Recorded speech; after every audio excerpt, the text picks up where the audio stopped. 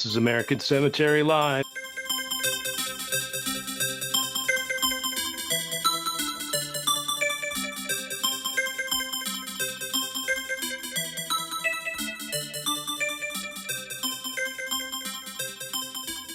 Hello, it's Tom Nondorf from American Cemetery and Cremation Magazine. Hey, and Ashlinn Goodman, Director of Cemetery Solutions for Security National. And we're here with another episode of American Cemetery Live. People probably don't know maybe yet what you do exactly, Ashlinn Goodman. You're out there, we talk about you're out there visiting cemeteries and you're trying to improve staff, morale? You're trying to improve their processes. To give us kind of an idea what you look for when you visit locations. Sure, the two of those are true. Staff morale, yes. Processes, yes.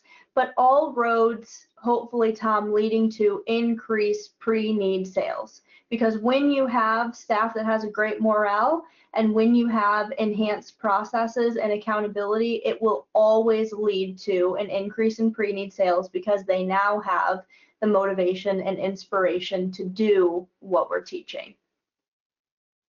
It's something you taught me recently because Ashlinn writes for our magazine. She wrote a piece called Estranged Entanglement. Is that the right term? Explain to folks what estranged entanglement is, what you mean by that.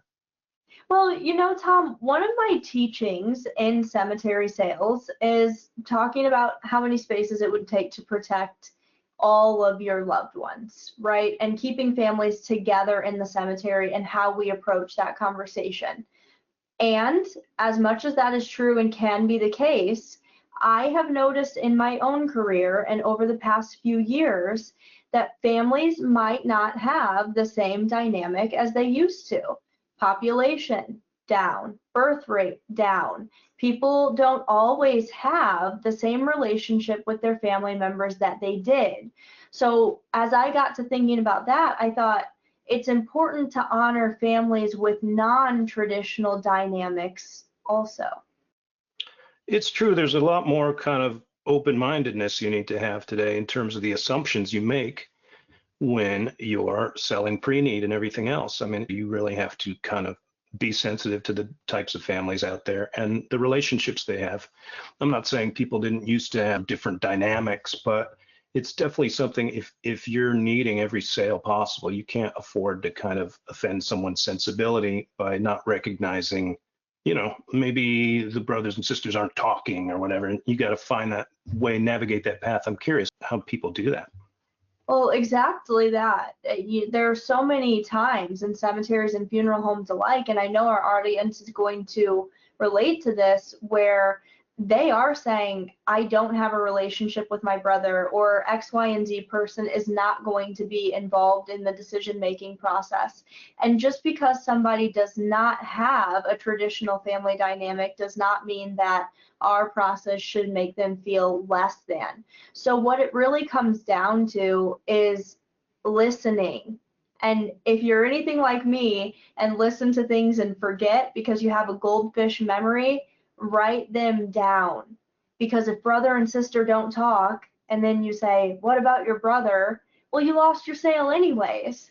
And so if it takes you writing a note for yourself saying brother and sister don't talk, so that when you're showing property, you're making sure to honor and respect that family's wishes and dynamics, you should be satisfied with the outcome. Whether it be 10 spaces or 1 space, you're doing a great job when the people that you're meeting with feel important. It's true. And, you know, it's in the way we talk about things in general. You know, somebody comes in and we say, you know, your loved one, or, you know, we talk about family but occasionally, I'm sure, and funeral directors have told me this occasionally happens where, you know, you overstep thinking, oh, you know, I'm so sorry. And the person isn't actually in that place, or at least at that moment, they haven't found the sadness, or they're not feeling the loss in the way that you expect. You know, but they want to get through the process of you know, taking care of getting a gravesite, what have you. But they're not what you traditionally think of as a mourner, you know. Sure. And I've cared for many families like that where it may not have been the next of kin that was handling things for them in a traditional sense. It could have been a caretaker, it could have been a neighbor, a friend, or even simply a power of attorney. Language really matters. I've said things myself in making arrangements. I remember the lady was 103. And I said, "My gosh, what a beautiful and long life." And it was the worst thing I could have said, Tom. The family was like, "Oh, how dare you? How not long enough? We were not ready for her to pass." And so it kind of feels like one of those that you can't win when you're like, "I'm so incredibly sorry for your loss." Well, maybe they're not as, as you say, not as much in mourning as you think that they are. Or maybe you're so sorry for their loss and they're even more sorry. And now you're like, okay, I can't win. If you feel like that, then keep your language neutral. Oh yeah, it's a subtlety, but picking up and listening. You can make a mistake, but when you realize the relationship isn't what you thought, then you need to adjust on the fly. I think that's a good bit of training. Say the nice thing, and people will give you that credit for it. But you can't dig too deeply when you don't know the full scope of a relationship. You know what I mean? And if you want to know, you have to ask, which means that at times we have to get out of the paperwork filling out stage and out of the legalities of it and back into the emotional questions. Tell me about your mom. Tell me about your relationship with your mom. Tell me what you'll miss most. You will know by asking questions how to further guide the conversation. You slap an all-purpose sticker on all though, and you will always find your foot in your mouth. I can't say it any better than that. Okay, I am with Jamie, and what cemetery are you at? I'm at Mountain View Memorial. And this is part of the Memorial Group of Cemeteries and Funeral Homes. And we were just talking about how family dynamics are not always traditional anymore, are they, Jamie? That's for sure. All different kinds. Yeah, it takes all different kinds. So how do you kind of make sure that you are honoring the family's wishes, but not making them feel bad about themselves because they have a non-traditional family dynamic? Yeah. Well, really it starts with just making sure that you acknowledge them and agree with whatever their wishes are. So if they're saying that, Uncle Bob just didn't have a lot of family and he didn't get along with everybody, you just start with acknowledging that and just being in a place of empathy, that there was some difficulties with that person. You can't get anywhere without starting with agreeing with them and understanding where they're coming from. Right. And really it's no big deal, right? It doesn't make our arrangements any different. No. It's all good, no matter what your background is, no matter what your dynamic is. It's important to honor those wishes, and I think that you do a beautiful job at it. Thank you. So do you have any advice for anybody just starting out who may not have seen these dynamics yet? Yeah, I think just not being shocked. That's what the first advice I would give is, you're gonna hear some things and you just can't be shocked. You just have to take it, and then maybe on the inside you're like, oh, I've never seen or heard that before, but just maintaining that cool, calm exterior. And then just, that slight nod. And once again, because you're nodding or agreeing with them doesn't mean you agree with them as a person.